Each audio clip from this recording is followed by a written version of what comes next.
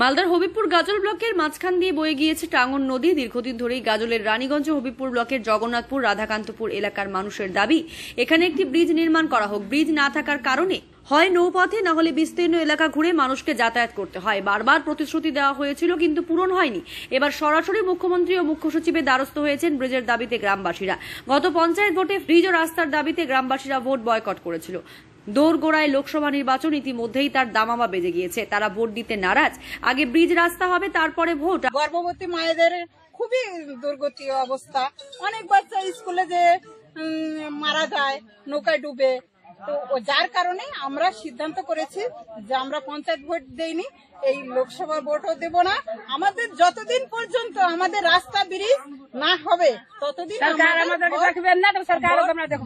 Boycott থাকবে। আমরা vote দেব না, এই জন্যই ঠিক করেছি যে আমরা গত 18 মাস থেকে আন্দোলন করছি।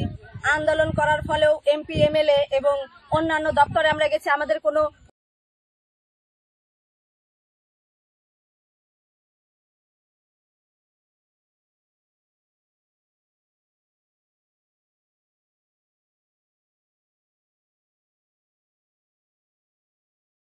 উত্তর দিচ্ছেন না। ওনারা আমাদেরকে কেয়ারই করছে না যে আমরা মানুষ, আমাদের হয়ে ওনারা কোনো কাজ করতে চাইছেন না। এবং এমপি, এমএলএ এই যে 5 বছর ওনারা এমপি ছিলেন, কই এখনো তো এখানে আসলে এখান থেকে উনি সবচাইতে বেশি ভোট পেয়েছে, অথচ আমাদের জন্য কোনো কাজ করছে না। বাধ্যতামূলক আমরা এই ভোটটা বয়কট করছি।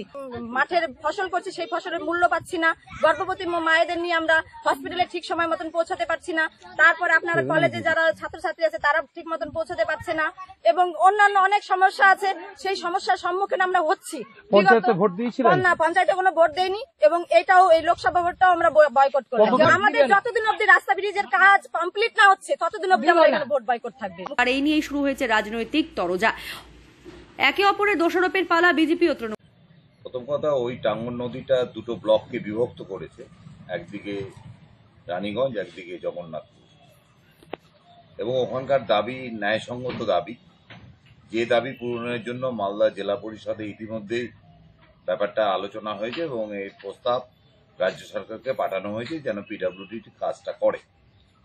আর দীর্ঘদিন ওখানকার এমপি খগেনবাবুরা রয়েছেন, ওখানকার 2 এমএলএ রয়েছেন বিজেপি, এবং অনেক গ্রাম পঞ্চায়েত এবং পঞ্চায়েতের জায়গায় বিজেপি রয়েছে। তাদের মুখে এইসব কথা মানায় না, কারণ তারা চেষ্টা করলেই পারতেন যে তাদের ল্যাড থেকে কিছু টাকা দিয়ে কাজটা শুরু করা। এটা আপনারা জেনে রাখুন, এই কাজটা রাজ্য সরকারই করবে এবং খুব দ্রুততার সঙ্গে এই ব্যাপারে আগামী পঞ্চায়েত নির্বাচনের আগেই দেখবেন যে এই ব্রিজ তৈরি হয়ে গেছে। এই সাঁকোটা গাজল এবং হবিবপুরকে যুক্ত করবে। এখানে প্রচুর জনসংখ্যার এখানে বাস। স্বাভাবিকভাবে এই সাঁকো হলে মানুষকে অনেকটা পথ কম ঘুরে যেতে হবে। এই সাঁকোটার জন্য প্রতিবার এই এলাকার মানুষ দাবি করে, কিন্তু রাজ্য সরকারের পক্ষ থেকে যারা এখানে পঞ্চায়েত সমিতিতে আছেন, গ্রাম পঞ্চায়েতে আছেন, তারা কিন্তু এইটা নিয়ে কোনোবার মাথা ঘামান না। ভোট আসেন, তৃণমূলের তরফ থেকে প্রতিশ্রুতি দেওয়া হয়, কিন্তু এই কাজটা কোনোবারই করা হয় না। আমরা যদি রাজ্য সরকারে আসি তাহলে নিশ্চিতভাবে এই সেকোটা আমরা করতে পারবো। আমাদের সামনে লোকসভা নির্বাচন এবং এই নির্বাচনে আমাদের যদি এমপি এখান থেকে নির্বাচিত হয় এবং নিশ্চিতভাবে এমপি নির্বাচিত হবে, আমরা এই কাজটা তখন করতে পারবো। এরই মধ্যে গ্রামবাসীরা পুরস্কার জানাচ্ছে, যতক্ষণ না রাস্তা ও ব্রিজের কাজ হবে ততক্ষণ তারা ভোট দেবে না। আমরা বিগত 1980 সালে এই রাস্তাটি একবার করেছি কেন্দ্র সরকার। আমাদের সেই রাস্তার কাজ এখনো অবধি সেই চালু হয়নি। এই রাস্তাটির দুপ্রান্তে আদিনা এবং চাকলি 2 সাইডে কিছু কাজ হয়েছে, কিন্তু মিডিলে 5 কিলোমিটার জায়গা আমাদের কাঁচা রাস্তা পড়ে আছে। সেখানে দুটো ব্রিজ আছে, কিন্তু কেন্দ্রীয় সরকার কে বসিয়েছে জানি না। এখন আমাদের এখানে এই কাঁচি রাস্তার মধ্যেও 2টো পিডব্লিউডির বোর্ড লাগিয়েছে, কিন্তু আমাদের কাজ আদৌ কিছু হয়নি।